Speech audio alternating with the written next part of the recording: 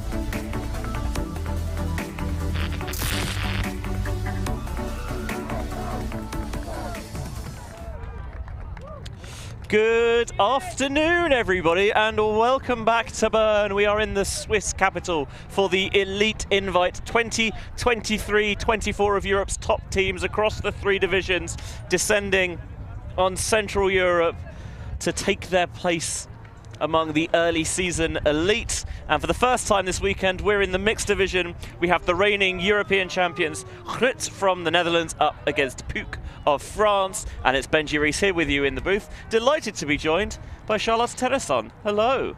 Hi Benji, nice to be here with you to see this first mixed game of this tournament.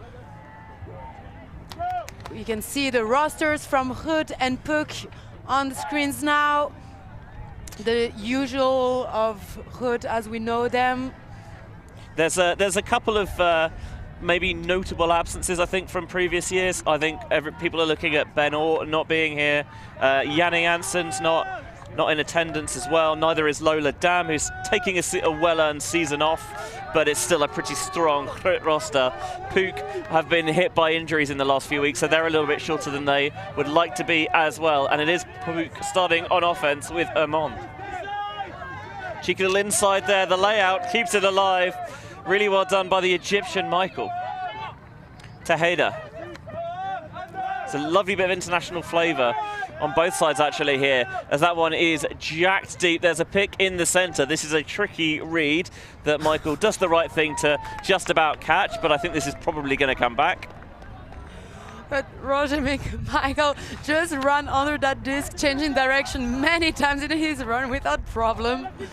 And he's unfortunately now probably a little bit tired. But you have to make sure you catch it just in case. What a waste of energy, but I'm sure he still got a lot of it to give. Yeah, first game of the weekend for these teams, so you would think they'd have plenty in the tank. Another pick here though. Pook, just the spacing's a little bit clustered and congested at the moment. Tazio Torrieri. Nice little bit of break slide flow here from Pook. On the end zone line with Njai. Njai to Michael. Armand collects that little dish up line, looking at the end zone, force on the floor, not finding any options. Lovely offhand to open up that inside channel to Tejeda. Back to Armand. And then just finds that little crease through. Lively, clean offense there from Pook. They could have got frustrated there outside the end zone, but they stayed patient really well. Yeah, I was about to say that GRUT defense seemed a bit low on the field, on the first part of the field.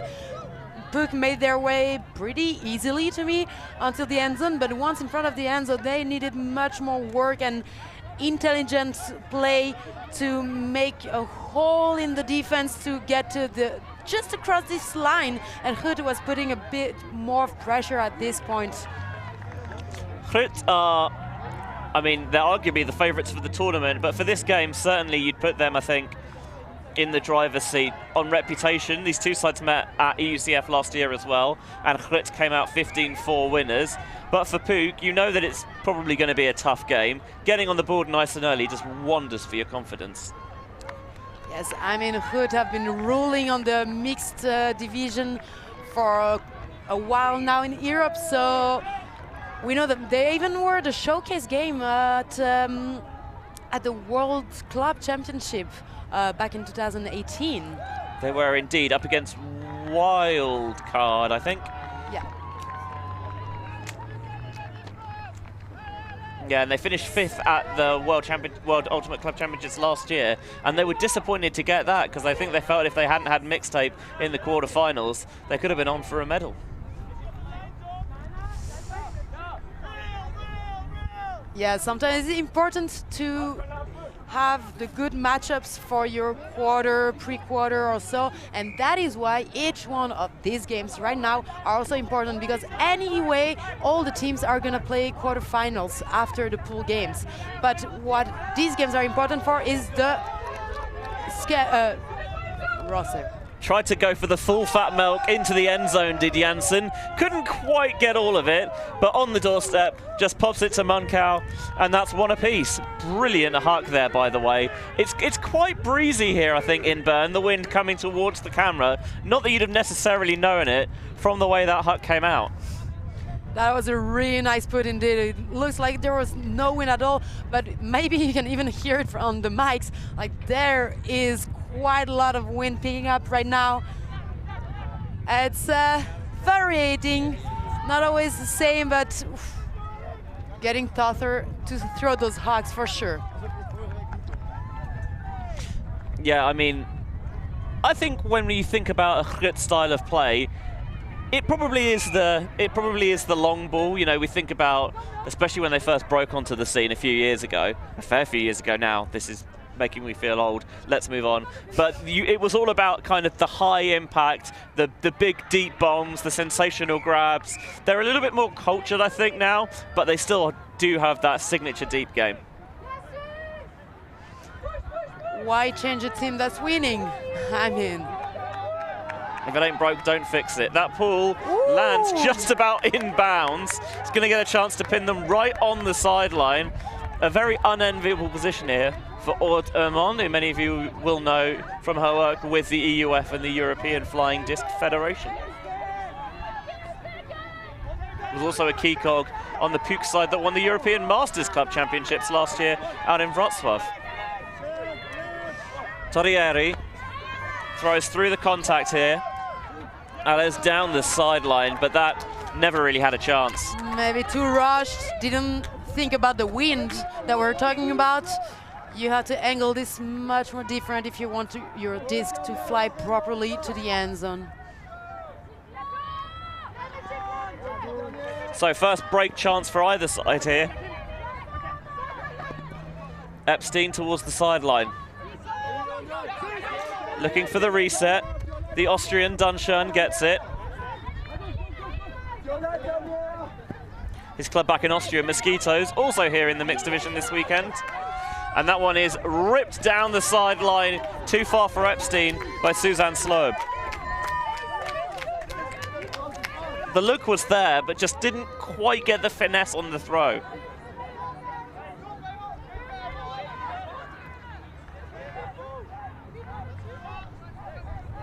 First break opportunity for GRUT goes begging. They will at least, once again though, have Pook in this horrible field position in that coffin corner on the trap wind sideline.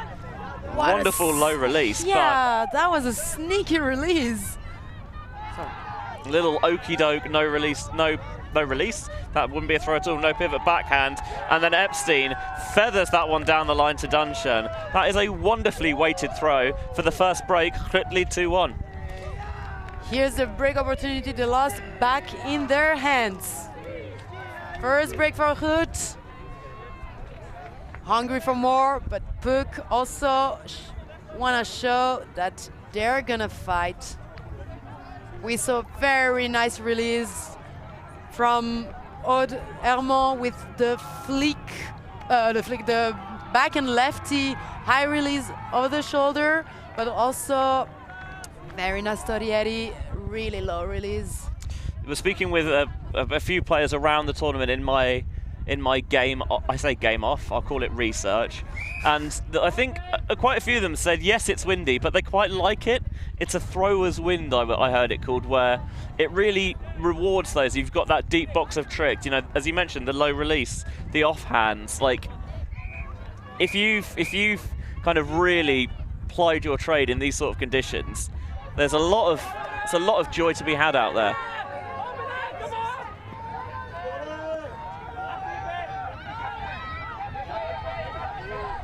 GRUT will try and get the break train rolling. Here's Dubaudin for Pook. Utilising a little bit of break side flow there. Oh! Hucking down the sideline. That is gobbled up by the GRUT defence. And now they're trying to get off to the races with Ten Haken. Yessa Bardol. Moncau comes underneath.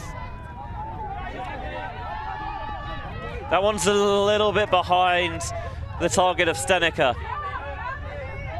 Disc goes back to GRUT. You can see there that we've had some lovely throws, but the wind is definitely a factor.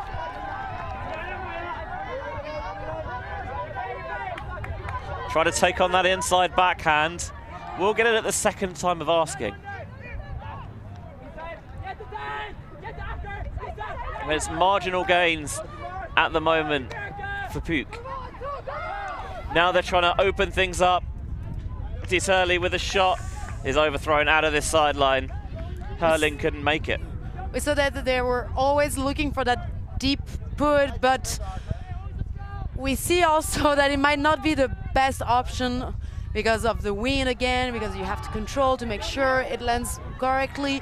And here, again, that makes them lose possession of the disc and GRUT back with the break opportunity. That's one you don't want to give them. Ten Haken doesn't like his field position, hucks deep and immediately turns it right back over. Tejeda is on the spot to slap it to the floor. That's what we call huck and deep.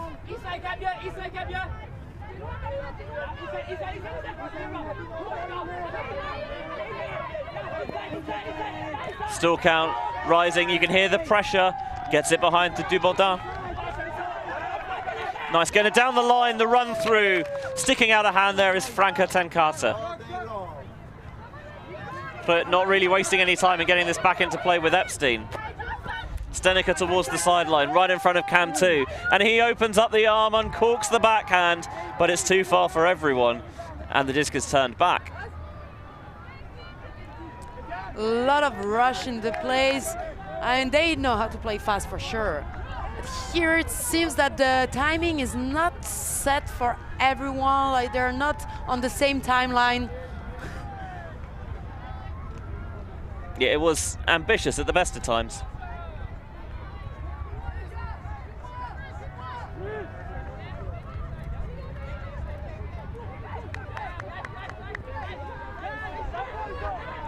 A lot of traffic and unfortunate drop. Really fired that inside flick and it was too hot to handle. A little bit too much sriracha on the sidearm. And all the cheeky trying to get underneath the mark there from Ten Haken. It was just behind. Neither side looking on top form early in this game. Of course, first international event of the season for these sides, so maybe a little bit understandable that they're not at full flow just yet. And Turley. It looks a bit like both teams are trying still to find themselves, find their flow. Steneker was all over that one, and this might be a potential stall out here. Back with Turley. Call is retracted. Turnover stands downfield with Steneker.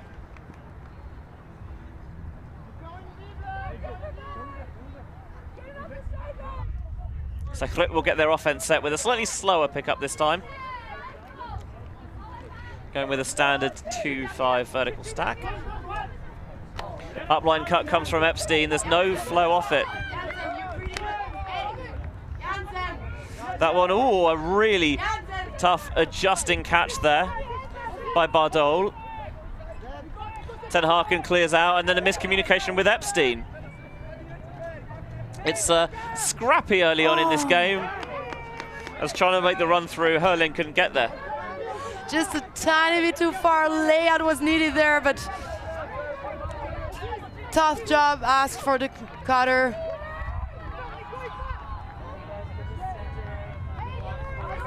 Turned back. Honestly, it wouldn't surprise me to see a timeout called relatively soon, because this point is become a bit of a grind fest. I think there's 11 total turnovers now. Yeah, I totally agree with you, Benji. I think it would be time for a timeout.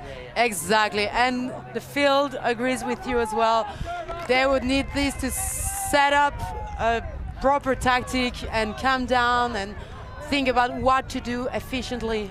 Yeah, the mental reset, if anything, is going to be so important. While the two teams take a little bit of a break on the field, Charlotte and I are going to do the same in the booth, but don't go anywhere because we'll be back with you on the other side.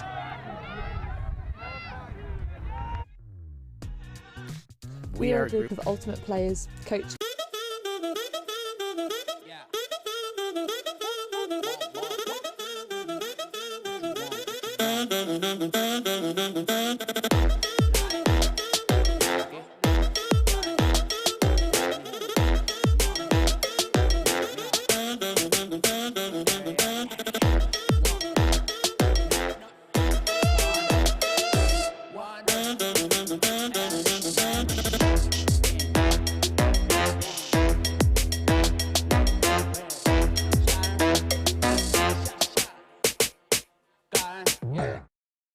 My mom and I made a cookbook, traditional recipes passed down through the generations. They cater very well to modern kitchens. Our recipes come from all over Italy, primarily from Le Marche in Sicily, where my parents come from. Two of the best culinary regions. All the regions of Italy have their own signature food. Buying this book will make you smarter and better looking.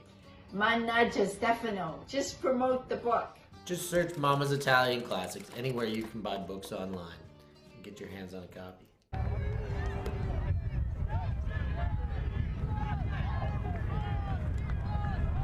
Not quite Mama's Italian Classics, but Steph is flashing the pasta here at the Elite Invite in Bern. 2-1 GRUT lead, with Pook bringing the disc in off the timeout. This was way back when he started, a Pook 0 point. But it's been a grind, and it looks like Pook transitioning. They want to try and use a horizontal setup downfield now. First pass is sharp, but well handled. Oh, that's the high release, cheeky in the extreme to Dubaudin. Really cool, as if there was no wind at all. Tejeda almost just shovels that one out past the bidding Stedeker. Getting a little bit of pace and rhythm about the offense now, Pook. The timeout seems to have worked wonders, and indeed it proves the trick as it is punched in. Dubaudin to Disali to make it 2 apiece. Nice continuation in the flow, just keep throwing up line until you reach the end zone. Nice job from Pook, who adapted, used this timeout wisely. As you were saying, Benji, they apparently put a horizontal stack at first, another way to open the game, to set another type of playing, and that seemed to work well, just for one pass or two, and then in the end zone, I mean vertical for sure, but they managed to use this win, to use this timeout, and scored finally this never-ending points. We had, as you were saying, 11 turnovers? 12, I think, in the end. It must be even numbers, because it was a hold in the end, and then I like the way that they kept that space clear there, so they can have that cut from the handler coming through from behind, keeping that up line space nice and clear. So a rather large insect has just landed on our desk. So you get the full experience. Right, this is my first time in Switzerland. I must say I'm thoroughly enjoying it so far. Oh, welcome. Thank you. Or you gonna try the chocolates? The watches? It'd be rude not to. The cheese is the thing I think I'm really excited Oh about. yeah, Gruyère et Montal, this for sure. Maybe a Comte, we'll see. Comté is French. Is it? Oh man. I thought it was Swiss. No. That's the same country anyway. Oh, the high release from Walt Janssen. That is filthy. Unreal. I love that throw. And the O-line's been off the field for a while because of how long the last point took. They came back and Walt Janssen, what a throw. That is what we're expecting and waiting for during this game. Last point, no turn, easy, beautifully put. Disc in the hands of the runner. Look at this replay. Nice toe in on the far sideline as well from Janssen. And then the force is too far off and it's just like throwing in the park, isn't it? Exactly, it's so nice. Beautiful. And I would like that throw. On screen. Yep, she's got the game off. Her partner, Philip, also one of ULTI.TV's crew, although not this weekend, is part of GRUT's roster this year and is playing in this game, although I can't see him out there at the moment. And so I was hugely excited to see when I saw that Philip had made the roster because A, he's really good and he deserves it. B, he's just a nice guy, so always want to root for those kind of people. And you love to see ULTI.TV crew on field as well, not only backstage. Right, I get to live vicariously through them because I was never good enough to be out there at this level. Pool lands out of bounds, and Pook, I think, are going to take this from the brick mark. They are indeed, with Torrieri.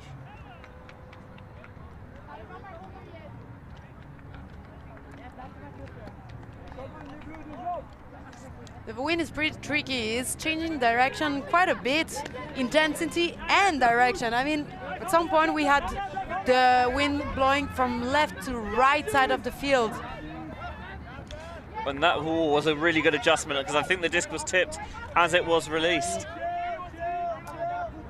Torrieri, with the wind sitting down a bit, had the hammer open there. Just overthrew the target, Michael. And so quickly, Clutter back on offense. Dunshern this time rips it to Epstein. Another GRUT break, 4-2. I think the timeout, to be honest, has done both teams the world of good. It did. GRUT put back. Oh, and they're calling a timeout again, GRUT. So I guess you're totally right, Benji. And it did good to both teams, and they want to use it again and reset their mind on the game. Yeah, it wouldn't surprise me here if GRUT used this timeout to put another strong line on here. Maybe think let's build up a good early advantage here and kind of snuff out any kind of thoughts Pook might have of the upset victory here. There's the downline pass to Dunshern, and there's no stopping in this. He's getting it in that power position, the low release, ripping it, and Epstein had the freedom of the end zone. Whereabouts in Switzerland are you from, Charlotte? Geneva, the real edge that most of Switzerland calls France, because we're surrounded by French.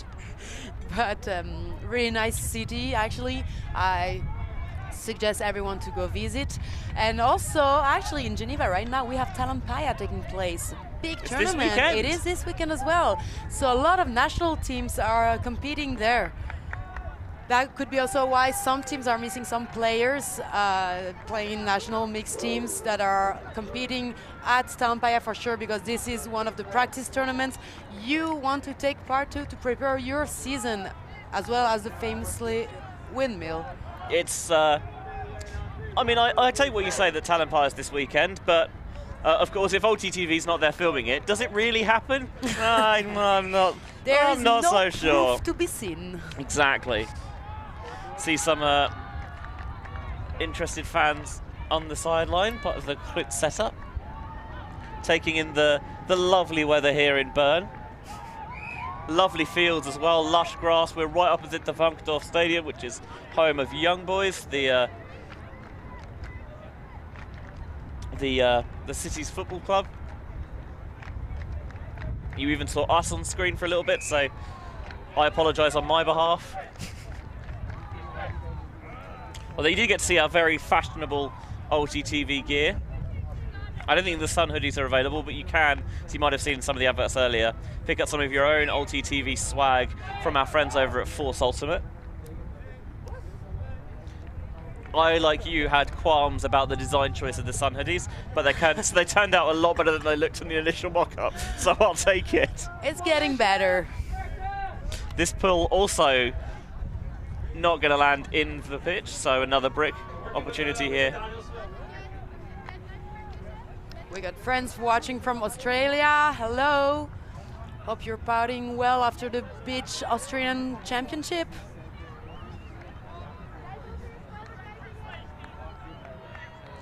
Australian Beach Nationals sounds like it'd be a good time, doesn't it? However, I am literally not jealous because there's nowhere I'd rather be than out here in Bern as that overthrow is gobbled up. I mean, Ellie's invite, best 8 teams from each category, that is heaven. Competing here to get a spot for EUCF this year and not having to take part to EUCR. As Epstein, oh, we got the tip, and I think that probably is out of bounds. He accepts the call. Epstein, I think, is going to bring this in, actually, from the sideline. Yeah, the finalists in each division get that golden ticket. They will already punch their spots to EUCF.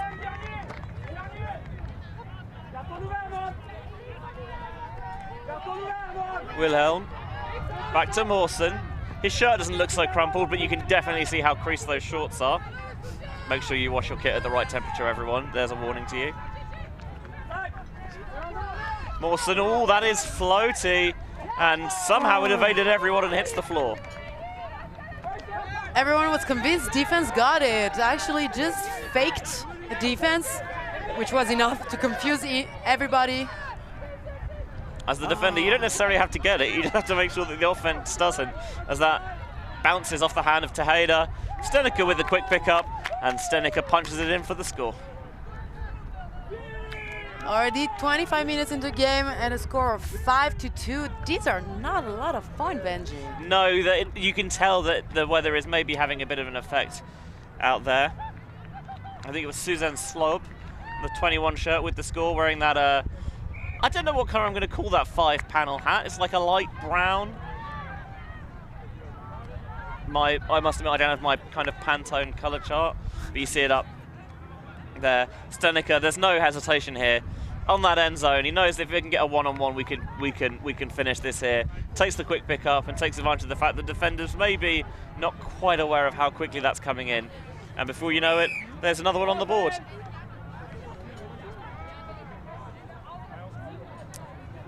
Saw a question in the chat about the VO footage that the EUF was going to try and workshop and trial out this weekend. I don't think it's active today. They have had some problems in setting it up. If we get any update on that, I will let you know. It worked last night when we tested it, but obviously it always works when you test it, and it never seems to quite pan out on the day. The one thing I would say about the fields here is that they are quite close together. So I wonder if it's an issue of just where are you going to erect a big old camera?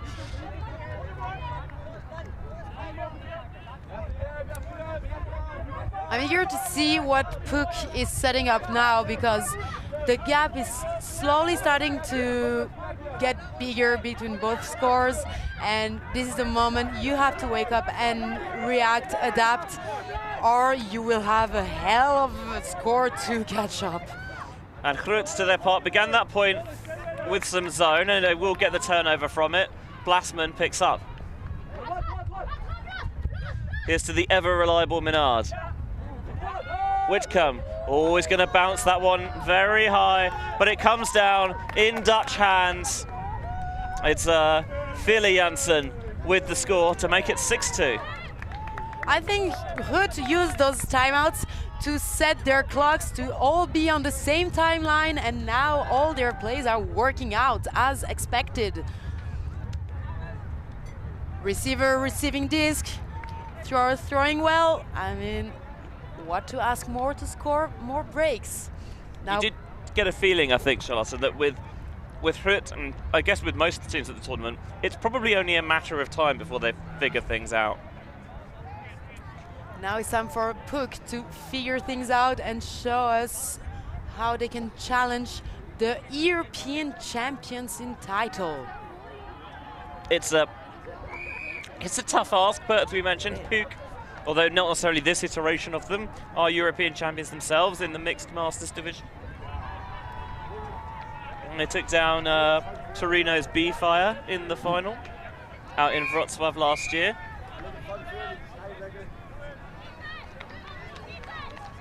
Here's the pull, coming out from Jette Bardol. If you're not familiar, by the way, we're using the prescribed puller rule now in force, so the dominant on-pitch gender numerically will always pull.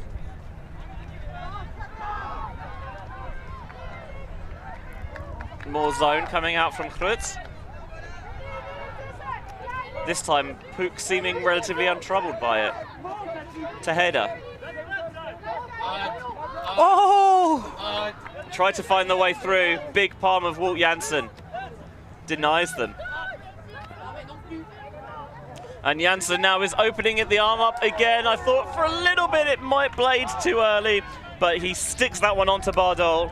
And before you know it, it's 7-2. GRUT have really found their straps now. They're just rolling, letting it de-roll, and scoring all these breaks without stopping. They found their flow. 33. Yeah, it's really troublesome when you're in this sort of situation, and the breaks can rack up so fast. GRUT definitely have that ability to take the game away from you in a flash, and Pook, I think, going to call their second time out of the game. So while you have a replay of that previous point, we're going to take a little bit of a break in the booth as well, and we'll be back with you very shortly.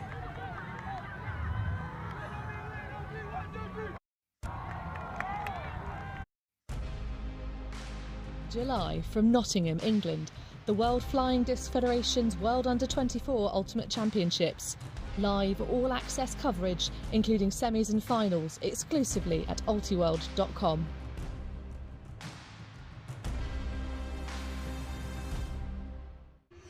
Those who do not know their history can never relive it.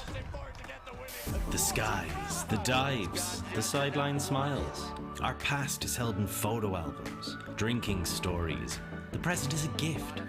And here at ULTI.TV, we want to make sure we always appreciate it, capturing the immortal moments of Ultimate from around the world and making sure everyone can enjoy them for free, forever. Because the future belongs to all of us. ULTI.TV at the Elite Invite 2023. First mixed division action of the weekend. GRUT up 7-2 on Pook. One more point would take them into half. The Pook would have tried to do a little bit of retooling off that timeout. Benji Reese and Charlotte Terrason with you in the booth. Ermon, going to bring her wealth of experience. It's probably no defense that she hasn't seen. And I'm sure she will know how to pick it apart. It's just a question of whether the team can execute. That's a little bit low. Ermon picks up. Finds a little thread through to Injai. Now bouncing it back and forth, getting a little bit of pace, trying to run the jailbreak. Apply the brakes. Only a few yards out now. Pook just keeps swinging that disc back and forth, pendulum-like. Not far outside the end zone now with Mansour. Ooh. And Mansour to Injai makes it 7-3. Again, been a bit of a feature in this game. Sides using their timeouts effectively. Great work from Pook against this zone defense. I mean, they moved that disc really quickly, and whenever stuck, waited enough, didn't rush anything. Every pass was really nicely put. The only risky, I'd say, was the last one, but even that one worked out pretty well. Defense couldn't make a beat on that one. Great job from Pook, scoring to get back to the game. And now setting up defense. Let's see what is coming up here.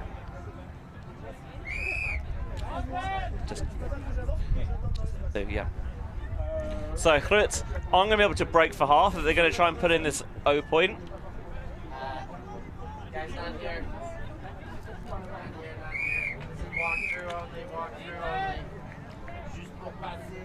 Oh. Steph Rapazzo next to me is trying to put his French to use to clear us of view. Showing off his beautiful French. Molnar catches the ball. First pass centres to Blasman. Blasman with a big downfield to Janssen. Janssen to Coulthard. How many times have we seen that? And it is still absolute money. That's 8-3, and that is half. And after a rough start for GRUT, they have found their stride effectively. And I must say, Walt Janssen has had some phenomenal throws as he racks up his 4th assist of the half. That's the definition of nice and easy. I mean, not necessarily easy for the players hawking and running, but they make it look easy for sure. Yeah, when you've got throwers like Walt Janssen and receivers like Coulthard, then it does look easy. You're right, but I think it's more that they obviously kind of drew up a system before the point, and they got it effectively. Molnar catches the ball, first pass to Blasman. Blasman's got the initiating cut from Janssen underneath, and Janssen turns up, rips it, no fear whatsoever. And why would you when you can hit a target like that, and a simple clap catch for the score for Coulthard. And she, I think, agrees with you by those outstretched arms. Can be so easy when they get it right. I mean, it's really well done.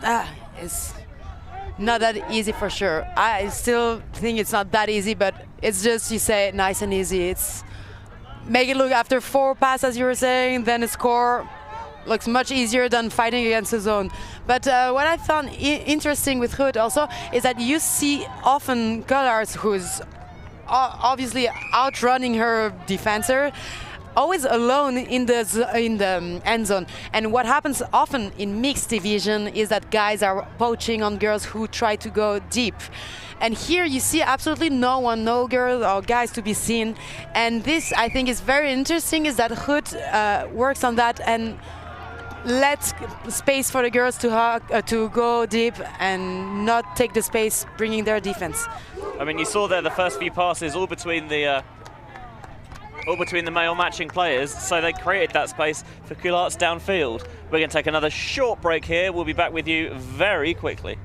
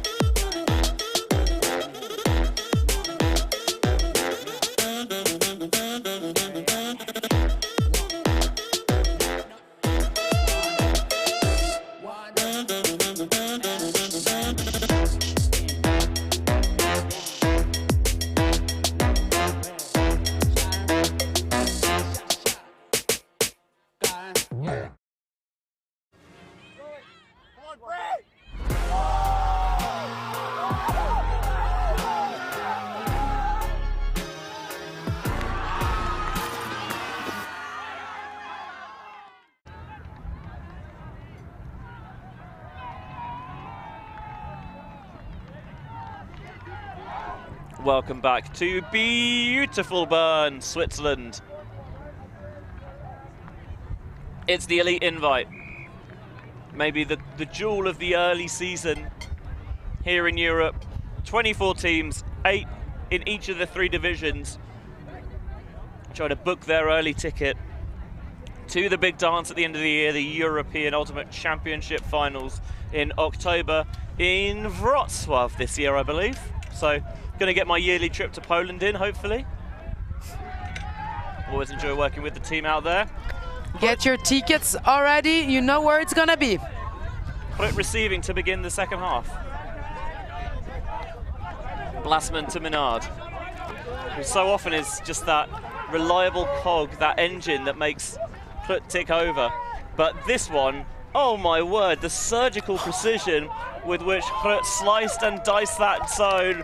The final pass was maybe ever so slightly sketchy to Munkau, but they ripped that one apart. What a flow!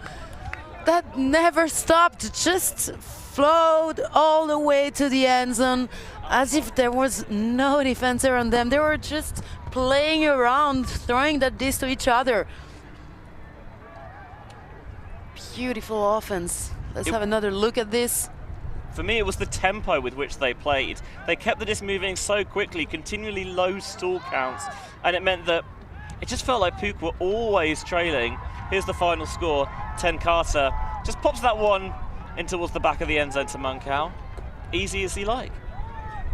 And to be fair, Pook, you know, you get the halftime break, chance to cook up something a little bit different defensively with the zone. I like the idea. You know, maybe GRUT wouldn't have been expecting it, but they just dealt with it so efficiently. That was really hard offense to follow as a defense player. You have to go between the disc, between the players, like really stop it, and you cannot just follow your player. This is impossible. In this kind of give and goes, you have to go ahead and stop the next move and not the move you are following. You can see the wind just greedily take that pull and push it right out of this sideline, so another brick opportunity for Pook.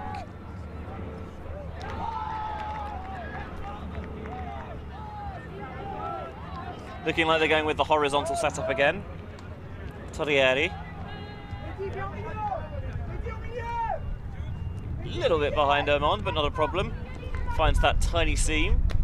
Mansour, you can recognise a mile away with those blue tights, which also coordinate with the kit, so thumbs up from me. Epstein trying to be a real menace and a monster on the force. But so far, Pook dealing with the zone well, not far outside the end zone now, but not going to get carried away. Here's Mansour. Tight to that far sideline. Can they trap them there? Will he find the pass through?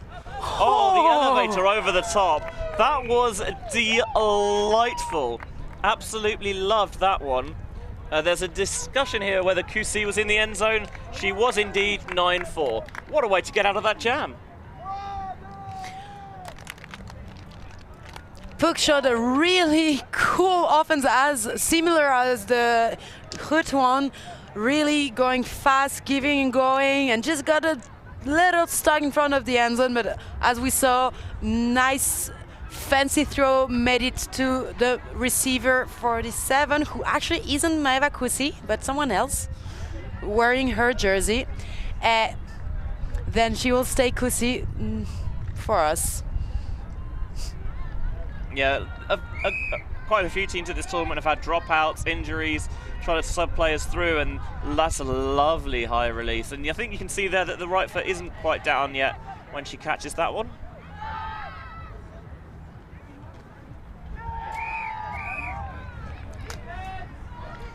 I think as well, yes, you want to show your best out here on the fields, and yes, you want to win the tournament and punch that ticket to EUCF. But also, it's a long season. You need to be aware that you're not designing your team to peak right now. It's all about peaking when it matters in October, which is I was going to say, it feels like a long time away right now, but my word, is it going to come round quick? Goes faster than you think. Especially because we're at tournaments, I think pretty much every other weekend. A skyscraping blade from Blasman. Now Janssen and Kalat's playing between one another. Ooh, pickpocketing there from Floor. And Janssen down the line, threads that one through to Blasman. And it's 10-4. Real quick offense again. Losing no time, making it score as quick as possible. Saving the legs for the future games to come. I mean, there are 3 days of games. And if you're a team like GRUT and you are aiming to win this thing, the quicker you can, the fresher you can keep yourself, the better. Exactly. you want your players to still be ready to give full gas sprint by the final. Or any game you will play on the last day.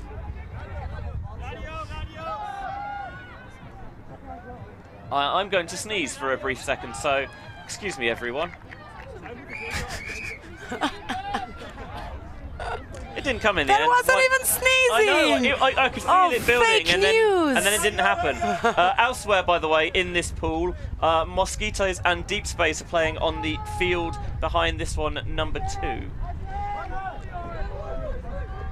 The other pool in the mixed division has Smog and Reading, who are up against one another in an all-British affair on field 3, and Sesquidistus, who recently claimed the French National Championship, their 3rd, up against Disconnection from Freiburg, which is not too far from here, I think. No, pretty close to Switzerland indeed. Almost like a home tournament for them. Oh my word, that is popped up, that is dangerous. Dunshern read it well, collected the swill, and the simplest of pops into the end zone for the score, 11-4. That is the first break of the second half, I think.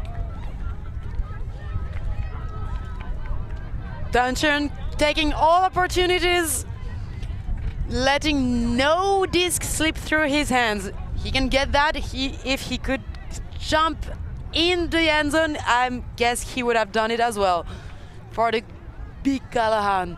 But this is another highlight we need to see in the rest of the tournament, I guess.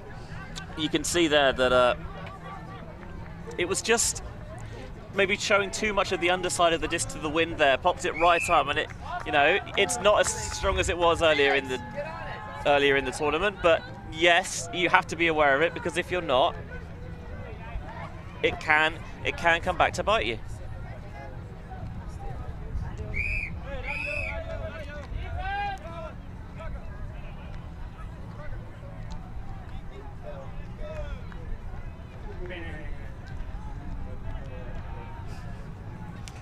It's going to be Coulart's to pull here.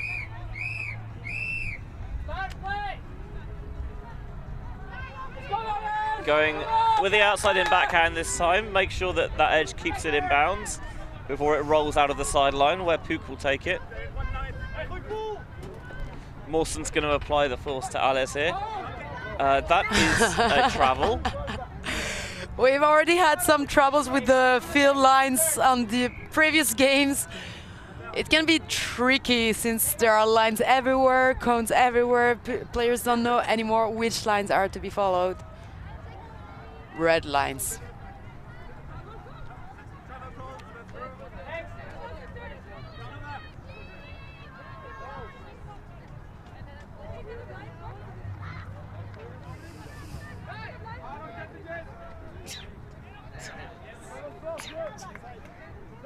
There's the sneeze. See, I always delivered, was just a little bit delayed. They're deciding, I think, that the travel affected nothing. Turnover stands. Here's Coulart's faking that high blade, swinging into the backfield to Ten Carter. Here's Coulart's. Those two just playing a bit of smooth jazz in the backfield right now. Epstein. Just trying to get set a little bit more downfield. A slight floater. Crook come down with. Again, it's almost like a metronome going back and forth, ticking and talking.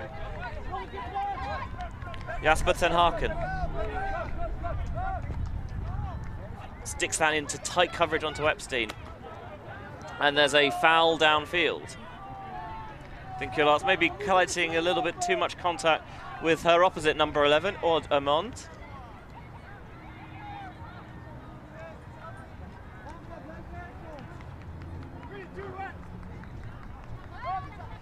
The inside flick there was ready and waited for, and Zach Alès pounced on it, but this throw is popped up, and that is a sensational catch from Michael. A bit of help from the opposite player body, I'd say, but really nice jump though. I've no idea how he came down with that. And there's another pop-up. This time, Epstein burgles it away. Wasn't going to be denied twice. His ego was fighting for this one. Ten Harken, I think he wants to open things up here. He's got Ten Carter downfield. She caught herself a little bit underneath the disc, but I think even if she had continued her line, she probably wouldn't quite have got there. At the very least, it's a good flip of field position for GRUT. Very fast, but that was a laser.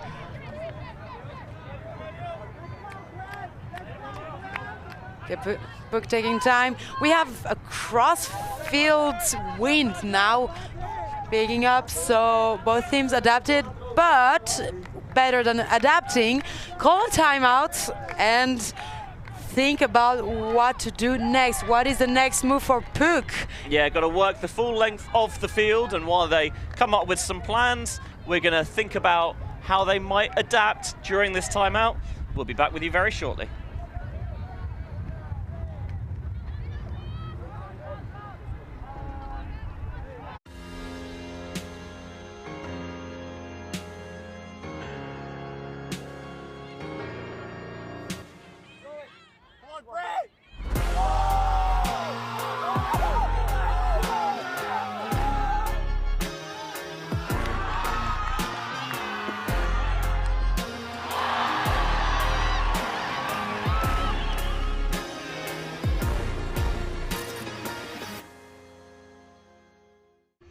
Those who do not know their history can never relive it. The skies, the dives, the sideline smiles. Our past is held in photo albums, drinking stories. The present is a gift. And here at ULTI.TV, we want to make sure we always appreciate it, capturing the immortal moments of Ultimate from around the world and making sure everyone can enjoy them for free, forever. Because the future belongs to all of us.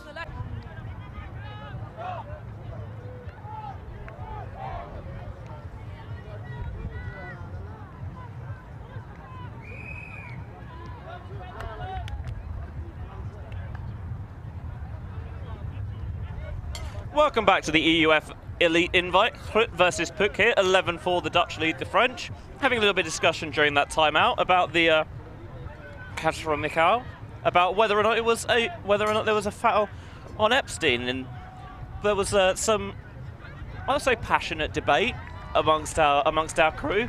My decision is he didn't call it, so it's fine. Because ultimately, what I think doesn't really matter as long as the players on the field come to a resolution that they're happy with. Exactly. We're just here to give a point of view. We don't care. Teams have used their timeouts effectively so far this game. That's the last of them from Pook. And it does look like there's a bit more, again, calmness about the way they're operating. Tejeda. Oh, maybe I thought maybe a bit of a miscommunication, but Alice was able to stop his cut in time.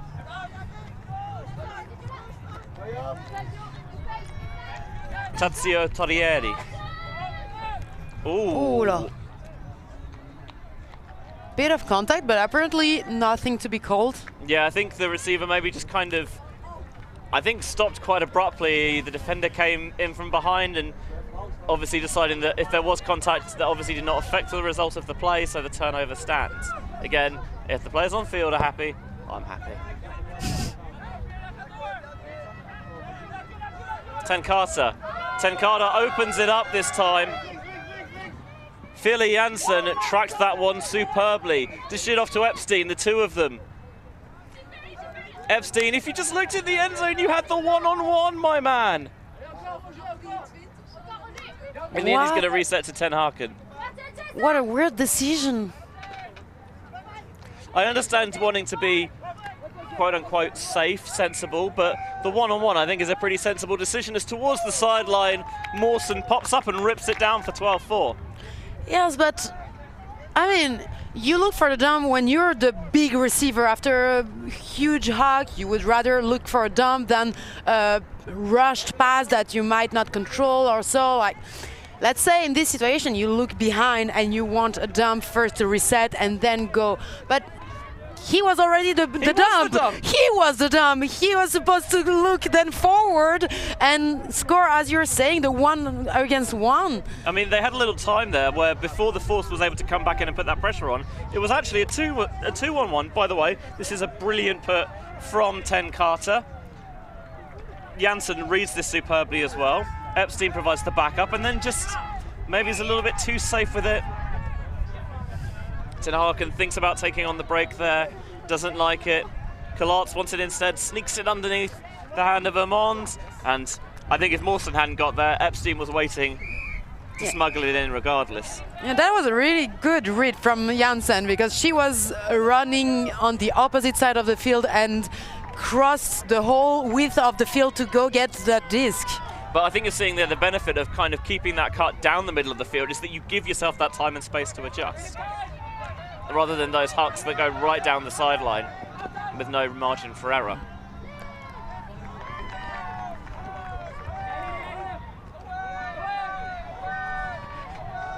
Wonder if we've got a little bit of force middle going on here from GRUT.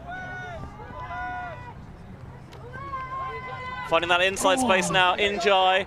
Oh, that put is going to be challenged by Molnar. It's still alive. No, eventually falls out of bounds. Really big pressure on defense from GRUT, doing an amazing job getting this disc back. Putting up the pressure, even though they're leading 12-4. It's really nice to see teams still giving everything. And now it's Slobe's turn to open up the arm, and that is bang on the money to Steneker.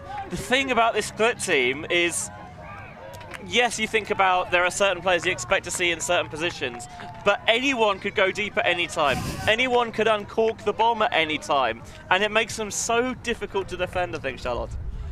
Indeed, you cannot just figure out like what your player is going to do. Like, oh, obviously this one would rather go up line, this one deep or so. But as you're saying, actually you cannot just get comfortable with one thing. You have to be ready to defend anything. It's the multiplicity of GRUT that I think makes them tough to stop at times. And before you look at me sideways, multiplicity is a perfectly cromulent word. Thank you very much. There we are. Got some chuckles from the booth, so I'll take that. GRUT 2 points away from victory here. Obviously, Pook will try and extend this game as long as they can. Admittedly, in Ultimate, until you score that final point, the comeback's technically always still on, but it does feel like this game is probably comfortably out of reach for Pook right now, unless there was to be a dramatic flipping of the script. But I've seen it happen, to be fair, just not usually against a team the quality of GRUT. Lovely deep hanging pull, by the way. Going to give them an opportunity to chase it down. First pass centres to Torrieri. Stall count beginning to rise here. Can he find a way to get it off? The tiniest of dumps to Hermond. Oh, that's a really good low catch by Mansour. Blasman using that long wingspan on the mark. I think that is a pick.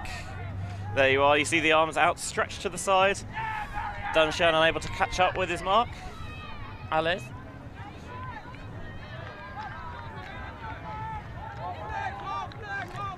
Big run!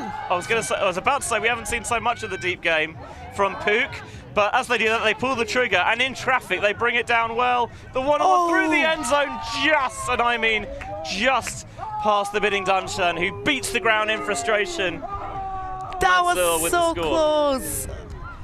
Oh, what a beat in the end zone for the defense. Really cool. A little bit of spice that point from Pook. I like it. That's what I was talking about, that even with such a gap in the score, GRUT is still putting a lot of effort, whether it is in their offense or the defense. And this is what we wanted from GRUT a little bit earlier, is you have that one-on-one in the end zone. Eventually you're going to find that you're going to find that seam, and this time just that little inside crease, the tiniest amount of inside-out shape on it, finds the window through for the score.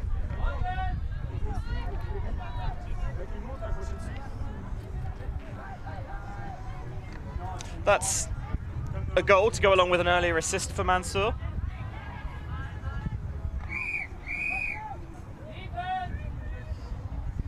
Interesting, looking at our stat sheet, the wonderful Stefano Pazzo is on the 1s and 2s this game.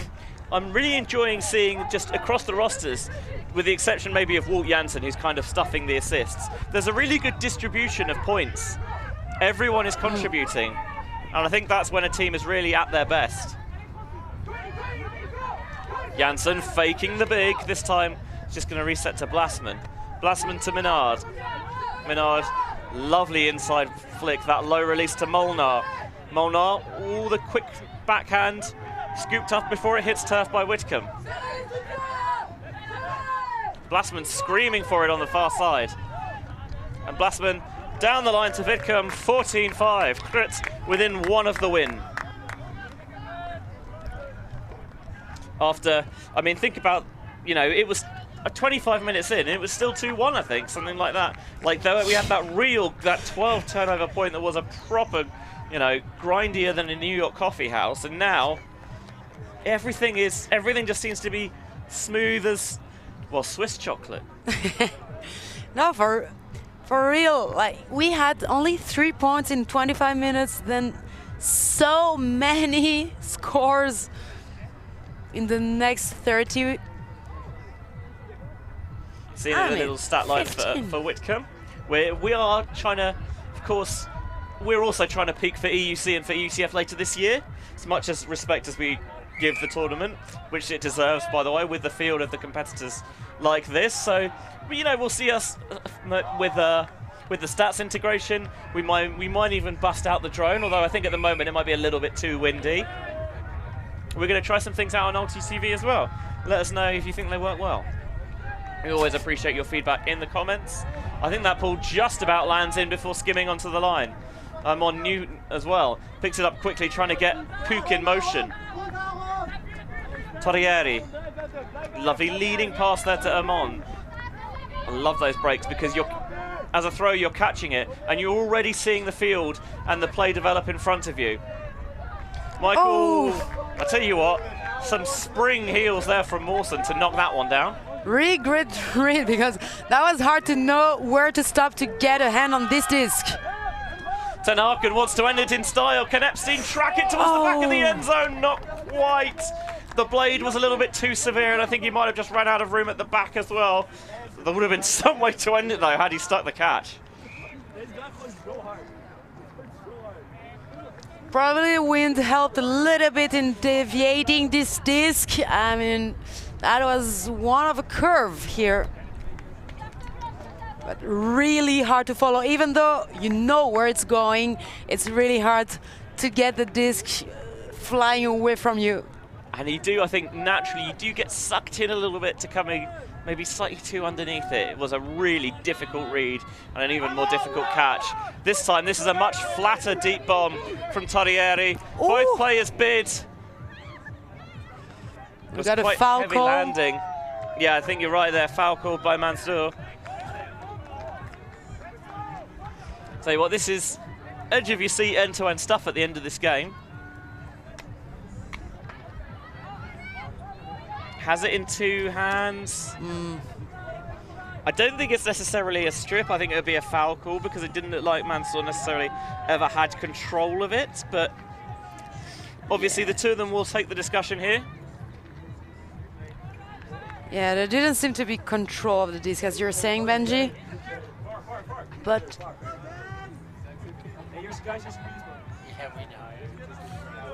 maybe there's contact coming through on the left hip there of Mansour.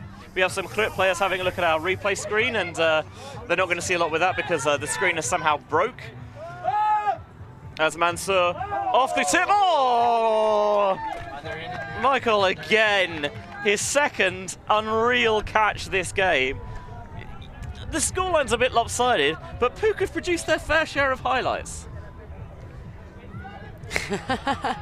I think they are waiting for the cameras to aim at them. Well, from this point of view, it looks funnier, but we like it. Bit of show.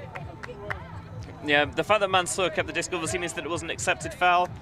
Michael just goes up really early and he kind of mosses him a bit there. Use this height. I always like when you have tall players who also know how to jump, because a lot of tall players get lazy and won't learn how to properly jump. So whenever you have tall guy or girl and they learn to jump as well, this adding some centimeters more to this height, only for pleasure.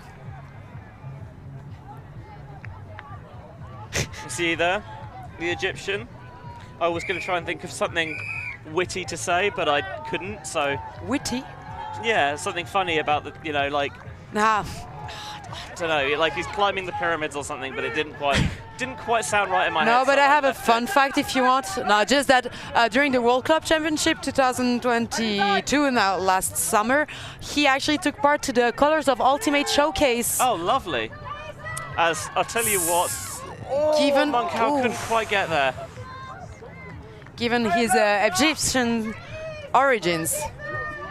Yeah, I love that. I think we were actually having a bit of discussion in our accommodation last night that I love seeing kind of more cultural variety and different players from different heritage and backgrounds on the stream, because I think, obviously speaking from a position of a middle-class, higher-educated white men, there are a lot of middle-class, higher-educated white men in Ultimate, and it's nice to see people who are not that get into those different diasporas. For sure. Here's Tejeda.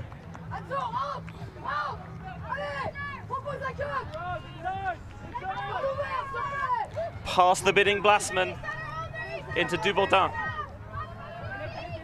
Struggling to find the continuation though. That is really tight coverage, but they make the catch stick, and now trying to blade down the sideline. Deturley couldn't get there, the American. You want to out-throw the defense, but not the offense though. And it's tricky because you probably, in order to let the offense get there, you want to hang it up a little bit more. But then, of course, you get the defense to come in as well.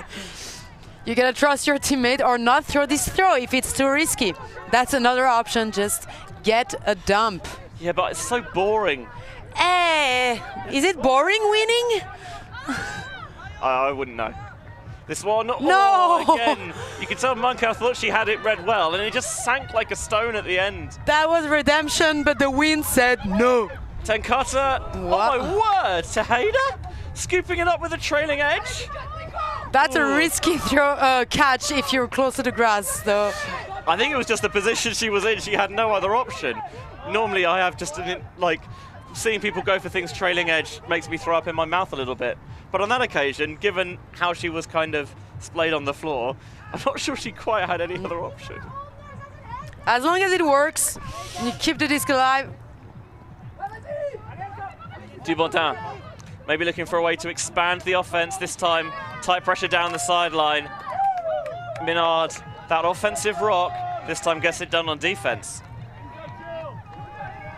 I think I've spoken multiple times on stream over the years about I think how underappreciated Minard is as a player. Vidcombe, back to Minard. Look at them bouncing the disc quickly, not far outside the end zone now. Minard clears through. Blasman's going to look at his reset. It's Whitcomb. Oh my word, he lasered that one for Tenkata. I think he probably wants that one back. Because that was a lot more fiery than I think it had in mind. Yeah. Could just maybe that looked a bit, a little bit.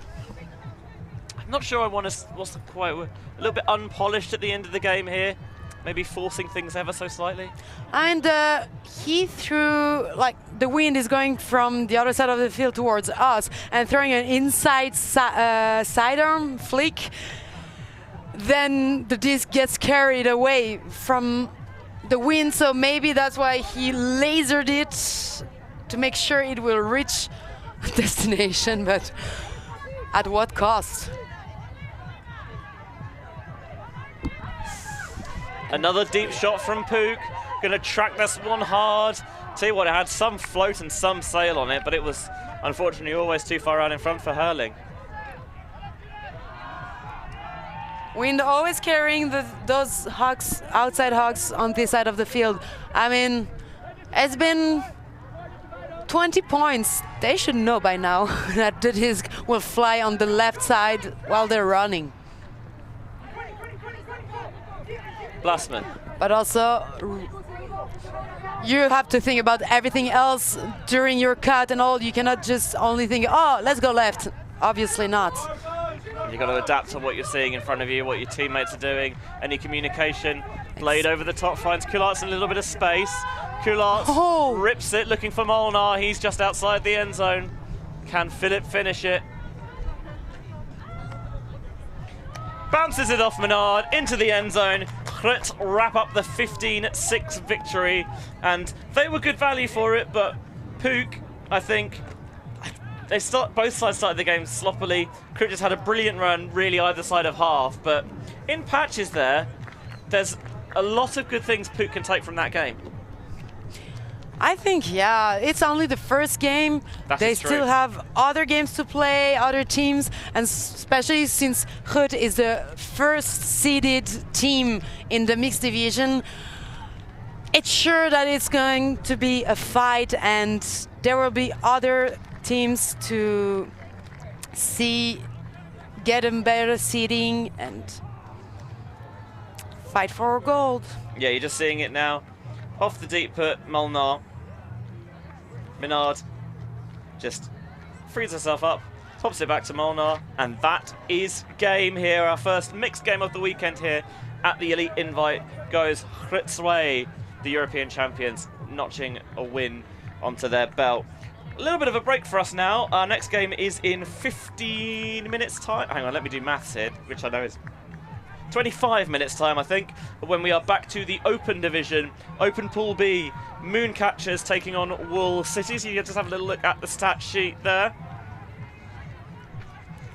You look, actually, both sides kind of have the difference in clean holds is not large, but it's just when they were able to generate the turnovers, GRUT, they were so much more merciless with them. I think that most of the turnovers from GRUT's side were on the first half. During those points, we saw that took forever, turn-wise. Yeah, you're right, actually. Of the 14 turnovers for GRUT, 7 of those came within the game's first 4 points, and then a lot cleaner from that point forward. So a little bit of a break for us, chance for you at home to get refreshed as well. 25 minutes, next game is Mooncatchers versus Wool City from the Open Division. And for Charlotte Tadasson, Benji Reese saying ULTI.TV will see you on the other side.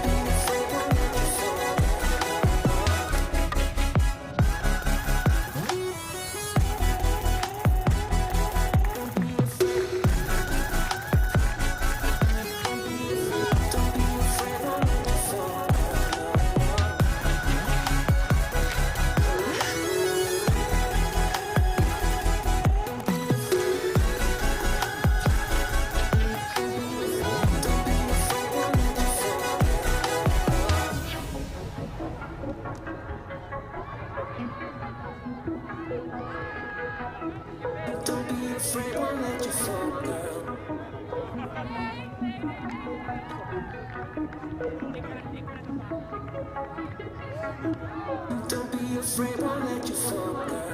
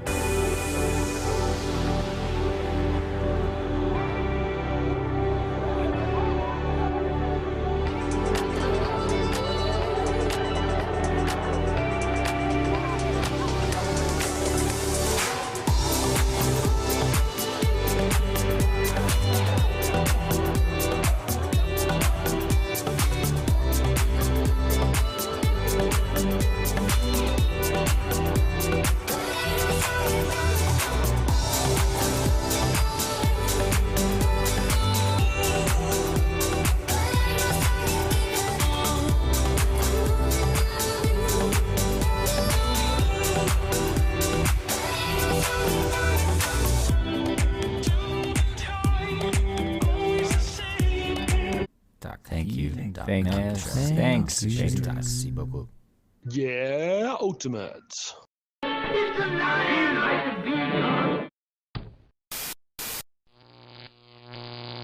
ULTI.TV.